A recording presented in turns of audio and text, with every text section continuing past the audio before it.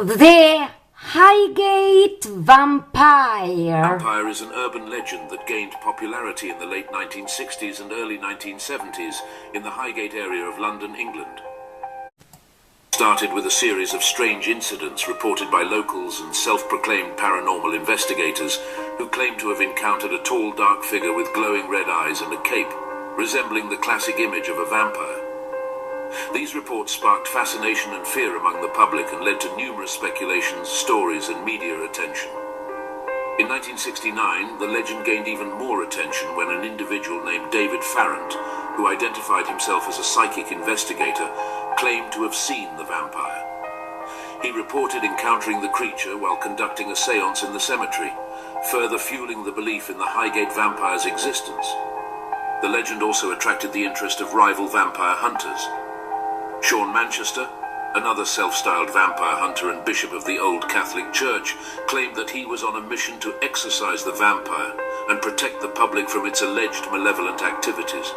Grey figure, often reported to have glowing red eyes, that was seen stalking through the cemetery. The media buzz around the so-called King of the Vampires culminated with groups of vampire hunters and amateur Van Helsings practicing magical ceremonies and even digging up graves in an effort to expel the evil entity. Was the Highgate vampire ever even real? And if so, was his spirit successfully expelled?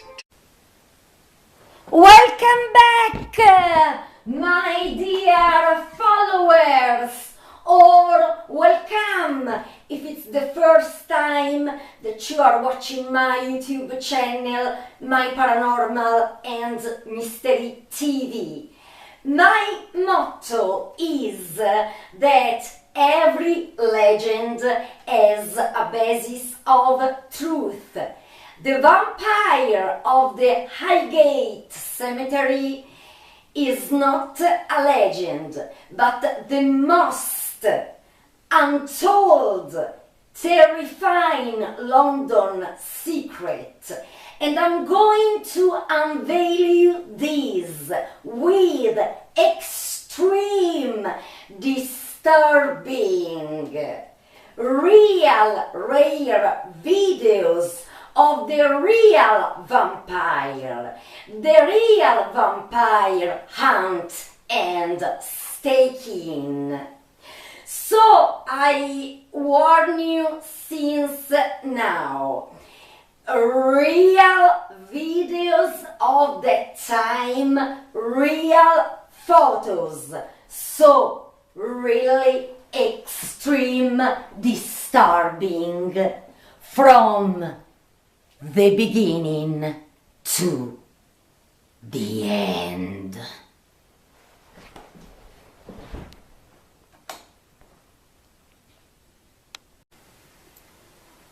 Warning! Some images could disturb the sensitivity of the viewers.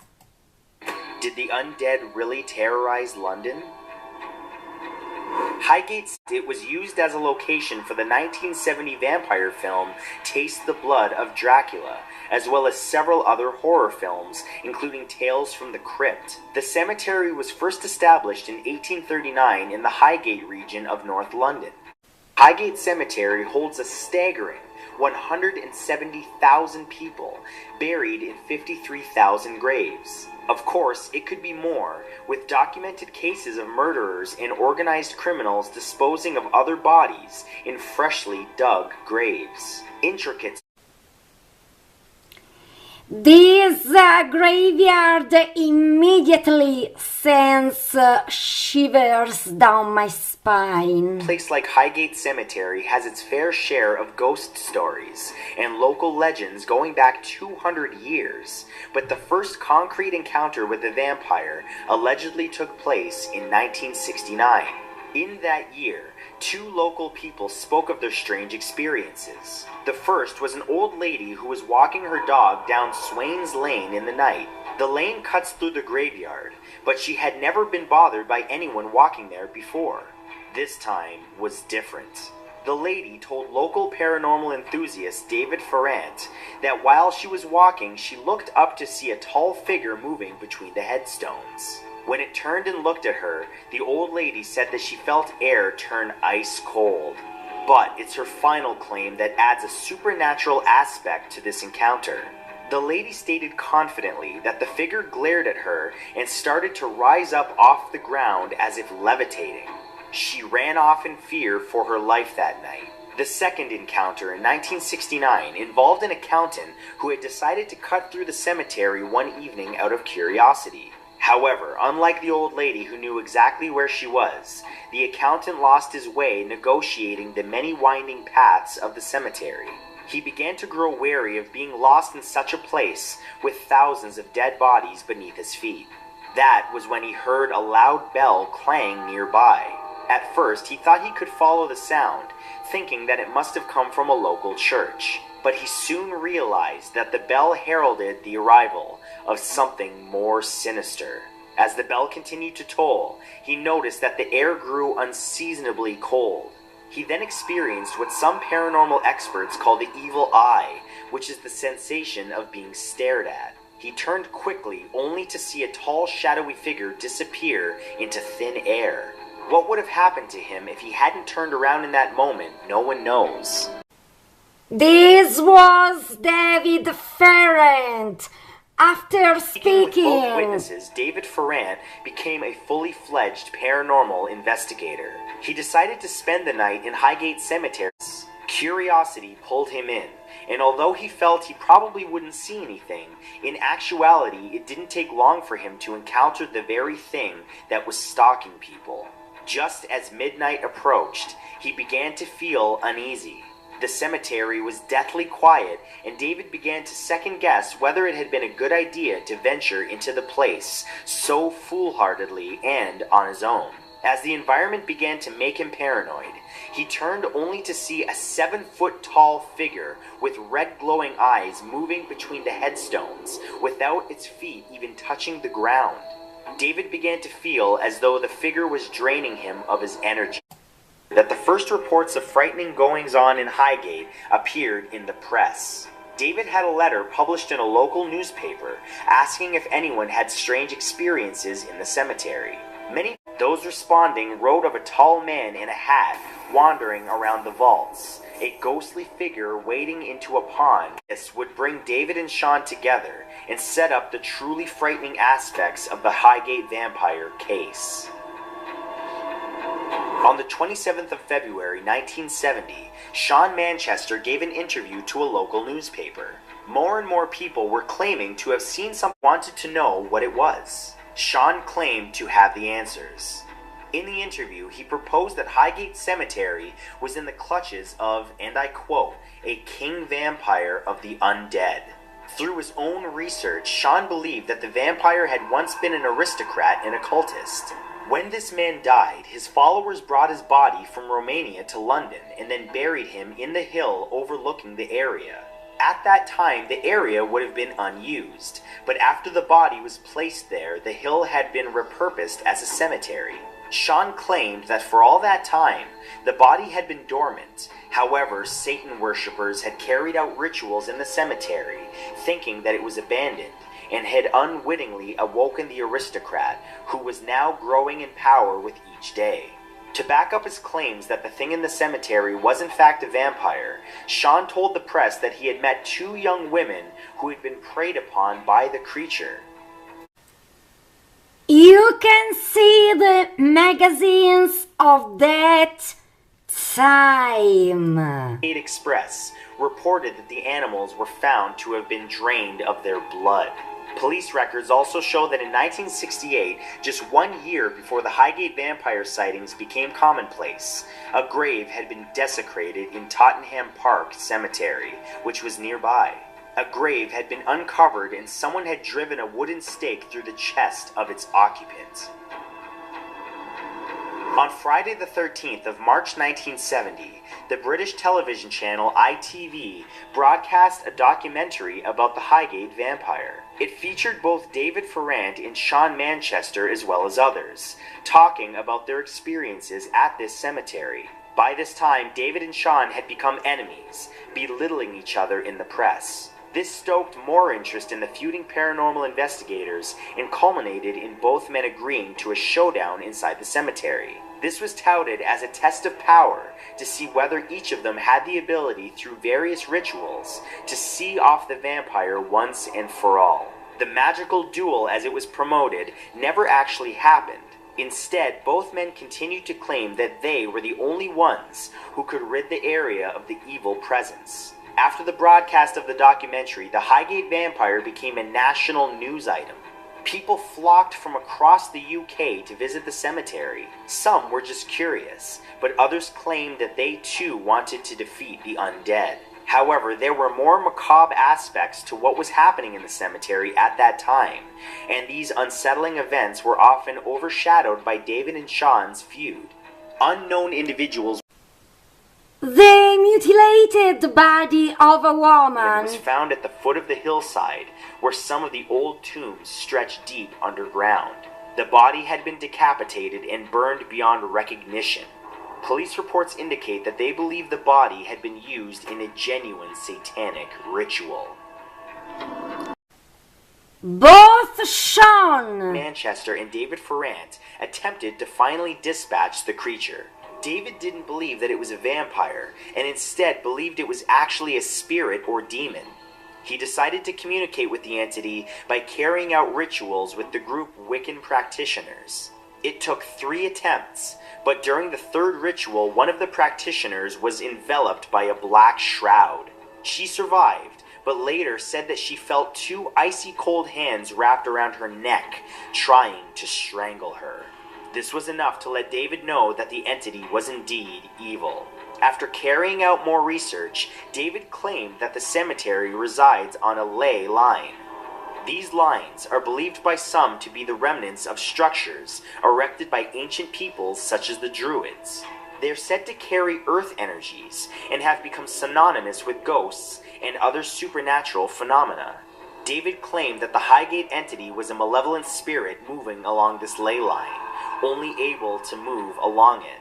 To support his claims, he found the instances of a shadowy figure being seen in other places outside of the cemetery where the line supposedly runs.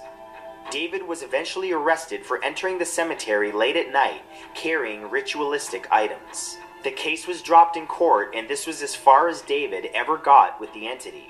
Sean Manchester, on the other hand, claims to have disposed of the thing for good, and for him it was most definitely a vampire.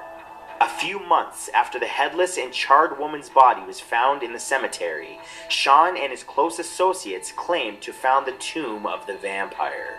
When they broke inside, they saw a horribly emaciated figure lying in an ornate black coffin that they were convinced was the figure terrorizing locals. Just as Sean was about to drive a stake through its chest, he was stopped by one of his companions because he would have gone to jail for desecration. Instead, this didn't hold the evil back for long, and locals were still being secretly preyed upon by it, though they didn't want to come forward to the press due to the media circus. After this event, the tomb was opened by someone and the body was moved to an unknown location. Sean believed that the vampire had its own human servants and that they were the ones who moved the coffin. All that Sean could do was hunt for the creature each day with his colleagues. It took 3 years, but they eventually found the same black coffin in the basement of an old abandoned mansion nearby.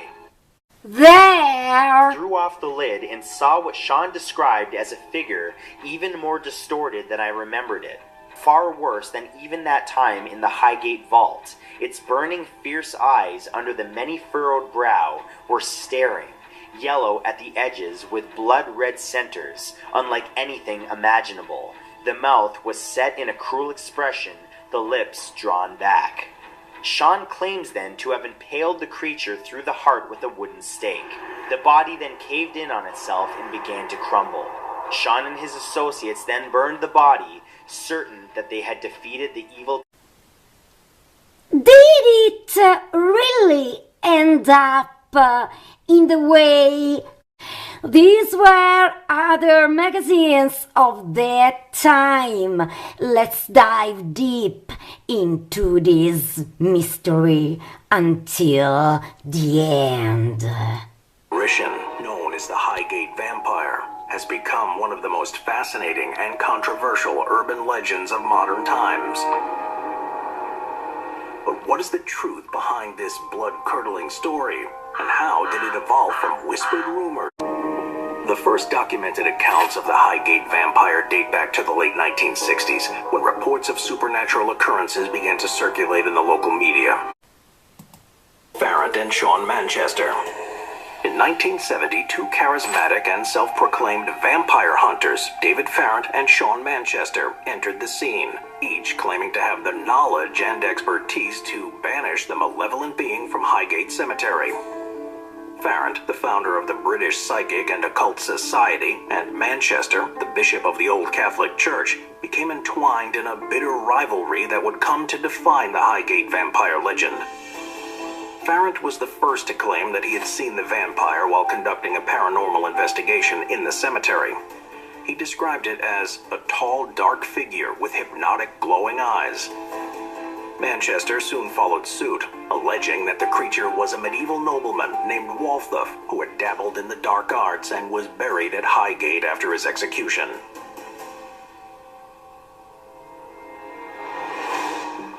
The tension surrounding the Highgate vampire reached a fever pitch in the lead-up to Friday the 13th of March 1970. Both Farrant and Manchester had made bold claims of an imminent showdown with the vampire, and their sensational statements had spread like wildfire through the local community and media. Earlier that evening, ITV had aired interviews with both men, as well as others who had reported supernatural encounters in the cemetery. The broadcast only served to heighten the anticipation, and within 2 hours, a mob of hunters from all over London and beyond had swarmed the locked cemetery.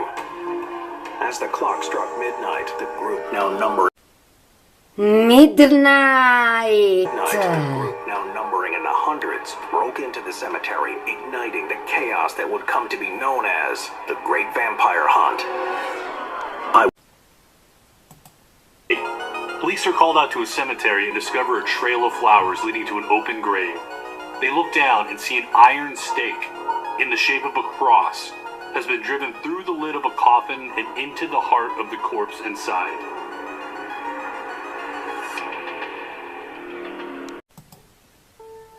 A supernatural entity, a demonic form which is born of the devil, indeed the devil's undead, a being which is neither living nor dead. This is the definition of a vampire. Highgate Cemetery was a hotspot for paranormal activity too. A ghostly cyclist rides through the front gates. Voices call out from nowhere. A lady in white walks into a pond and disappears. Phantom children play next to a young girl's grave. Now there is David Farrant speaking. The form of a tall, grey figure, about 8 feet tall, and it seemed to glide off the path without making any noise. And here the so-called rival, again Sean Manchester, Bishop Sean Manchester. Be a vampire in Highgate Cemetery.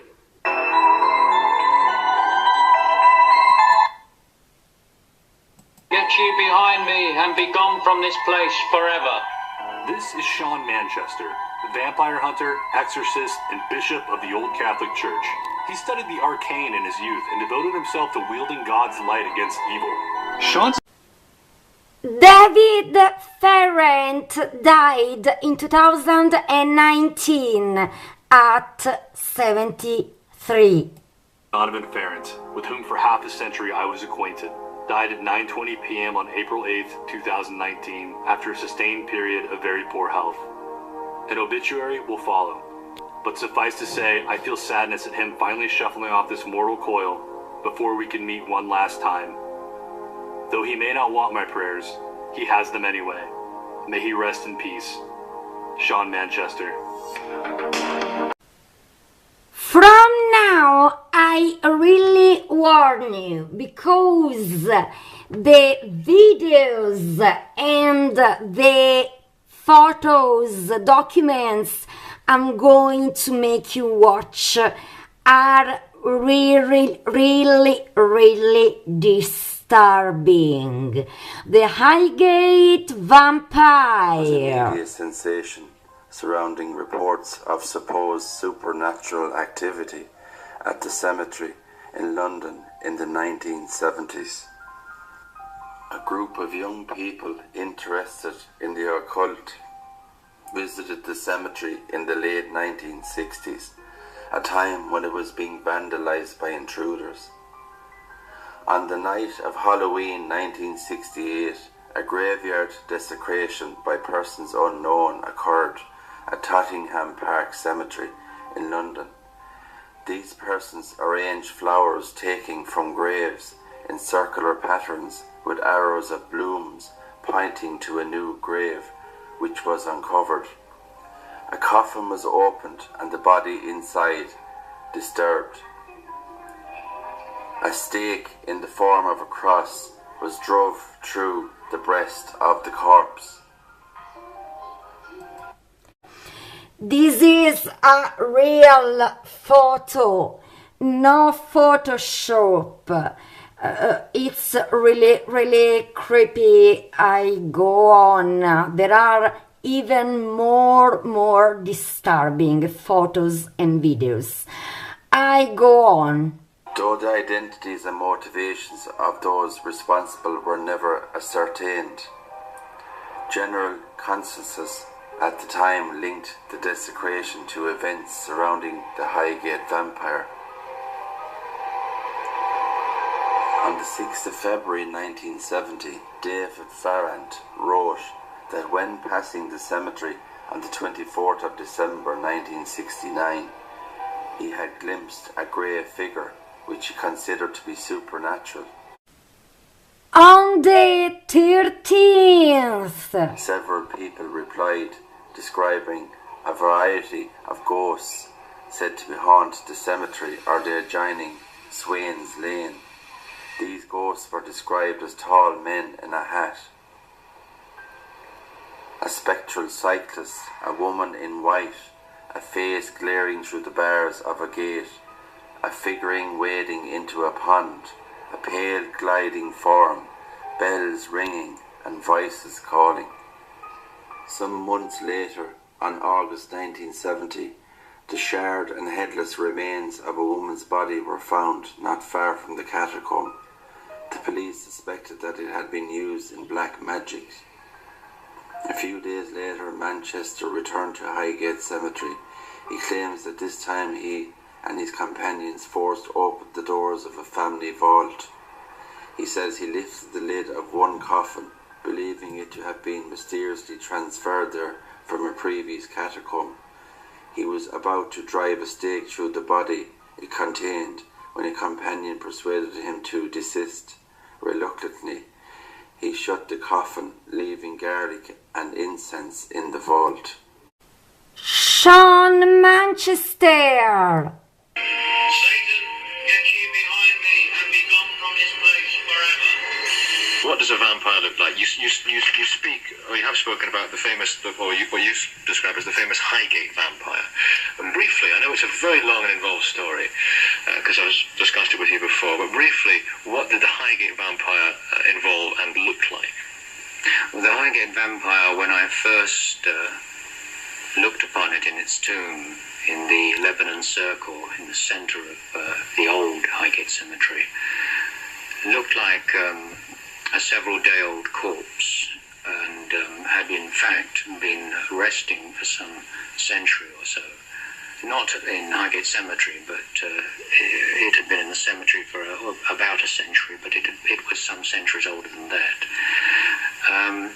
But in fact it looked like, I suppose, a 3-day-old corpse. This wasn't a being as we know it, either dead or alive. This was a demonic form, a manifestation from the dark world of the devil. Mm-hmm. Why did you realise that? What made you think it was a vampire and not just a 3-day-old corpse? Because it could leave its tomb without displacing anything. It could manifest. Did you see it doing that? It was witnessed by many residents, passers-by, by many people in the general area. On one occasion when it was by the North Gate and the headlights of a car dissolved it. All the time. And our enemies are not human. Our enemies are the evil spirits, the demonic entities. But like anyone who's aware of such things, it becomes natural and normal, not aberrant and unusual. The most powerful weapon of the vampire is that so few people any longer believe in it. Even in modern England, there are those convinced that vampires present a real physical threat and are prepared to dedicate their lives to seeking them out. Britain's best-known vampire hunter is Bishop Sean Manchester, who's been in pursuit of all things satanic for more than 30 years.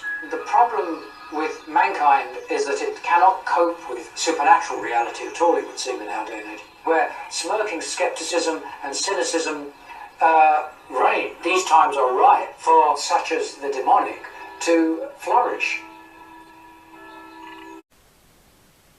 His creepy instruments to kill vampires. And these are the accoutrements of anyone engaged in exorcism. The less familiar accoutrements will be contained in this small case here, which are peculiar to the vampirologist. Well, of course, the familiar crucifix, which is absolutely essential, the holy water. These are small stakes, but nevertheless will suffice, as have been blessed, of course, and the mallet, which will duly drive the stake to the undead heart with one blow. That's quite heavy. In past centuries, the larger version was frequently preferred. The more refined version, which started to appear in, I suppose, Victorian and Edwardian times, was, I think, rather like mobile phones. They got smaller and smaller, and so they'd be easier and easier to carry. Manchester first been attacked in the cemetery, and Manchester became convinced a vampire was at work when a local schoolgirl named Elizabeth began to suffer from severe anemia and night terrors. She betrayed all the symptoms of a classic case of what can only best be described as vampirism, invading her environment in the dark hours to quaff some of her blood and certainly much of her energy. The most disturbing thing was her predisposition to somnambulating, sleepwalking in the direction of Highgate Cemetery. The focus, the pulsating heart of all this supernatural energy was somewhere in the western half. Manchester believed that the vampire was feeding on Elizabeth and then returning to its lair in the And now these disturbing videos that took themselves. hands, he located the crypt and descended into darkness.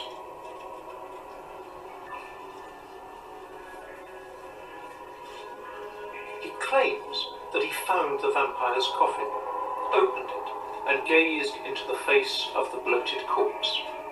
What made you conclude that it was a supernatural entity rather than, for example, a very sick human being? There were certain telltale signs, and they are usually the eyes that are invariably fixed, glazed and staring. And sometimes a trickle of what one must assume to be the previous night's feast. Having witnessed for myself and with my assistants in its undead slumber, I then attempted to perform a spoken exorcism using the Latin rite, and it was totally ineffective. How did you know it didn't work? 1 or 2 people died. a number of people died. Well, a number of people died, but in that early period, there was two that one could safely say that, I would safely say, that was directly attributable to the vampiric pestilence.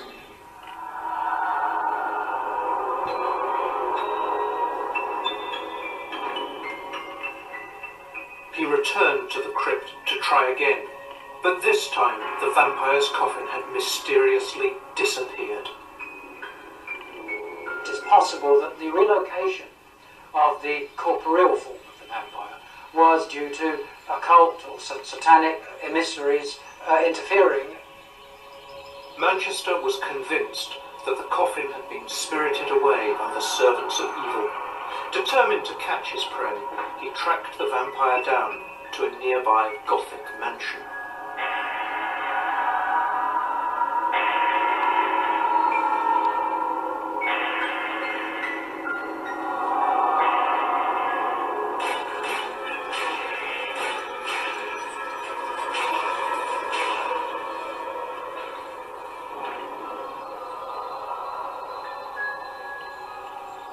In that instant that the stake impaled the undead heart, the state of putrefaction which had been denied for possibly centuries overtook the physical remains.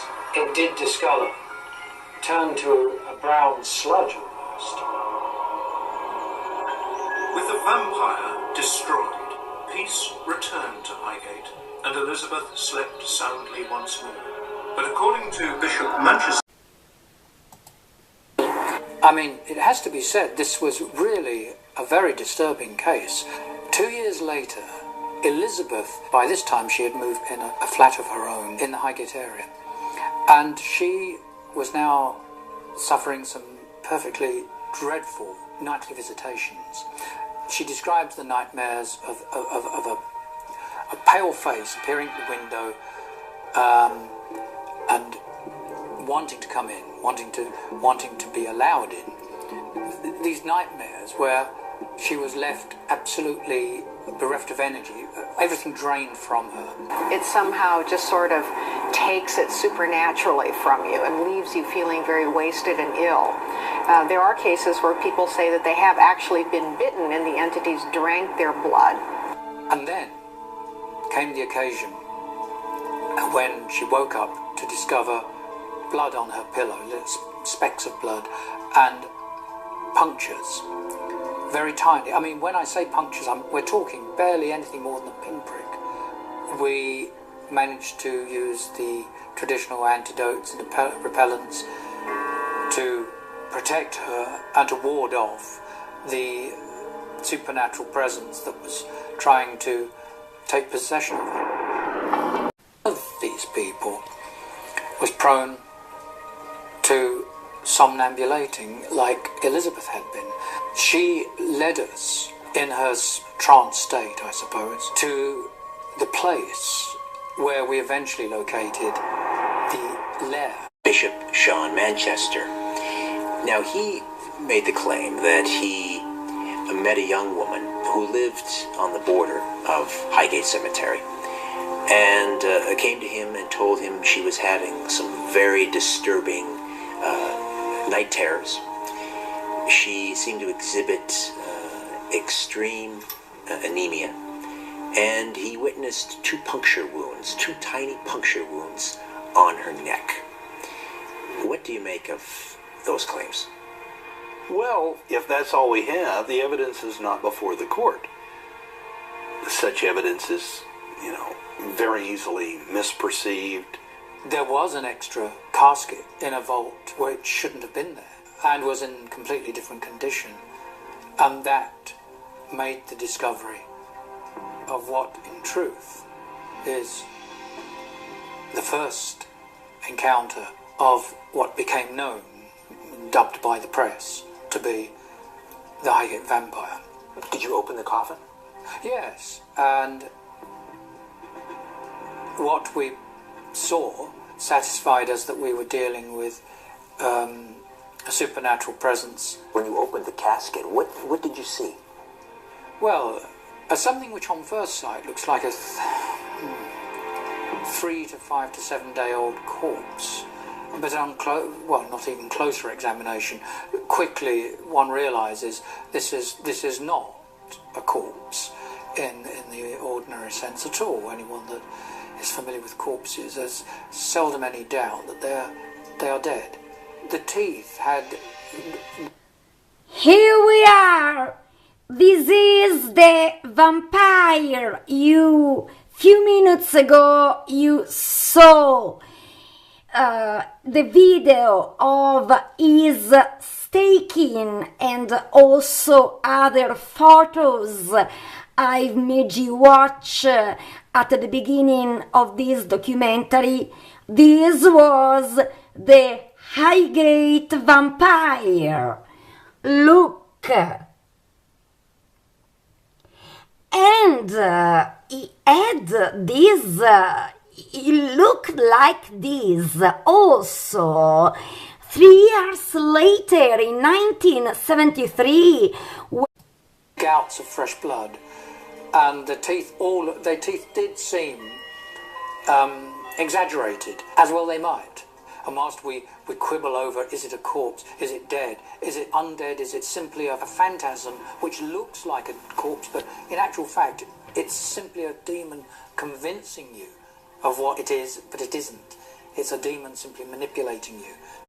But the documentary about the Highgate vampire is not finished at all, because everybody by now is wondering who was the Highgate vampire?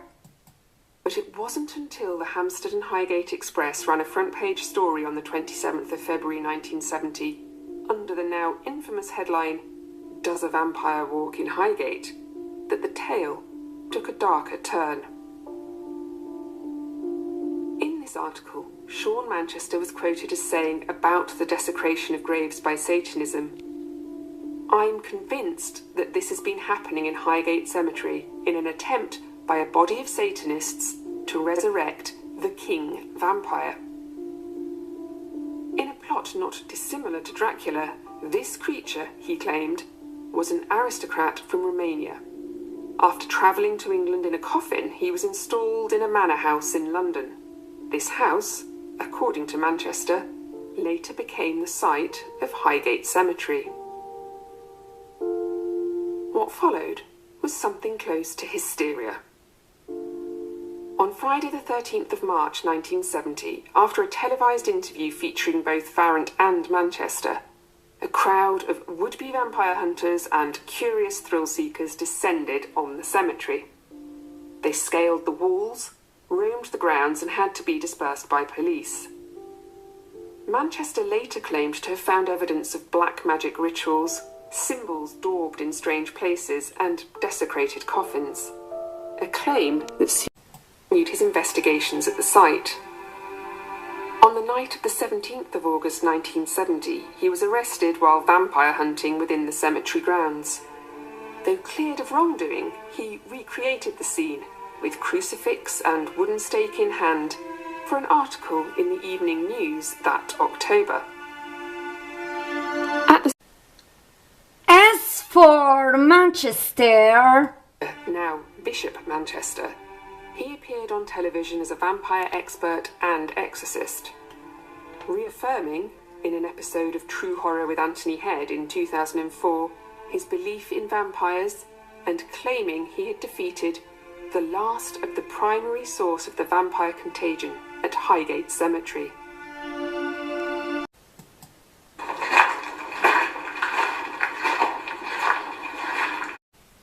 Now, do you want to see how the Highgate Cemetery of London is and the most fascinating places?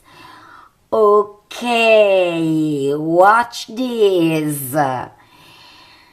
It's really incredible, and immediately I perceive the sensation of a haunted graveyard. Really?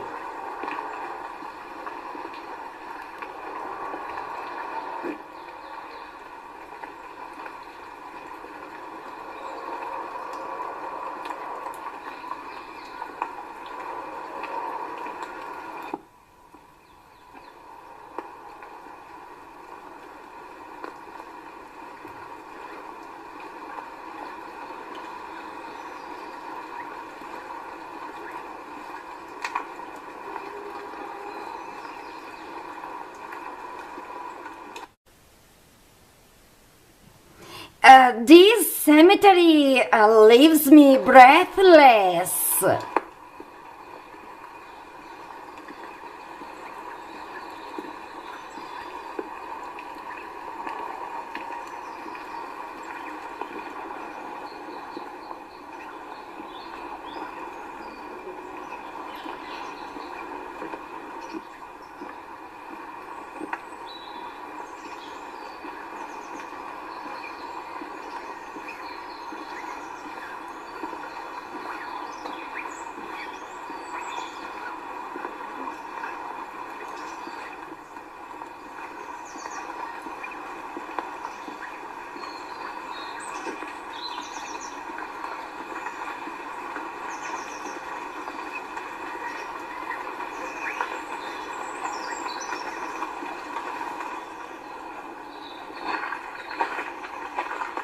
So this is called the Egyptian Avenue, and it's a bit of a sales gimmick because a lot of the Victorians liked ancient Egypt and were. It's really, really fascinating.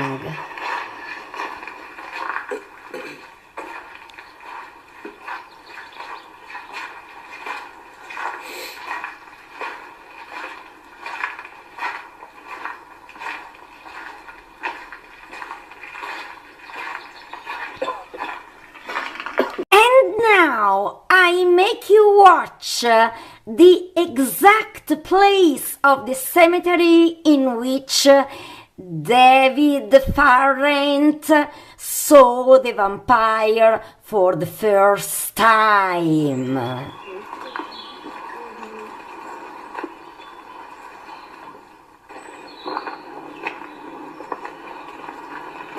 So if you know anything about the story of the Highgate vampire, this is where David Farrant claimed he saw the vampire one night.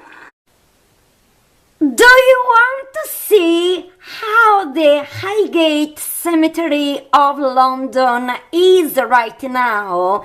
Because these videos have been shot several days ago. It's a Hollywood film set, but it's actual, it's real.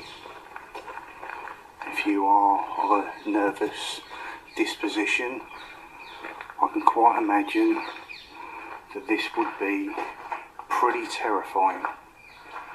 If you notice the torches, the flames, they're turned upside down, indicating that life has been pretty much snuffed out.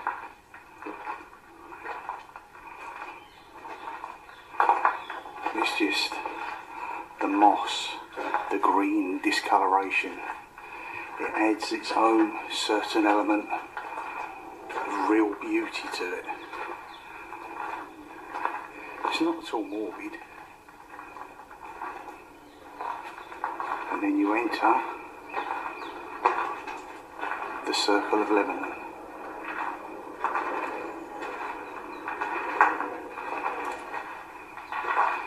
Years ago, this was adorned by a huge cedar tree up there.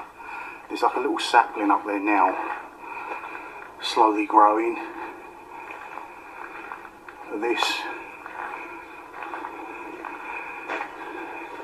is all your mausoleums. Probably each of them carry up to about perhaps 12. Sometimes maybe less bodies. They'll all be sort of shelved within that area.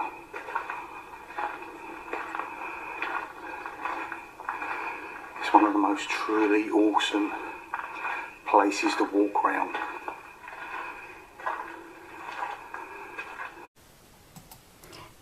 this is the place that many say that once the Highgate vampire his coffin stayed here. Many say this. I tell you that I completely admire and agree with Bishop Sean Manchester. If you don't believe in the supernatural, you can't destroy evil. See you soon at the next mystery. Stay tuned.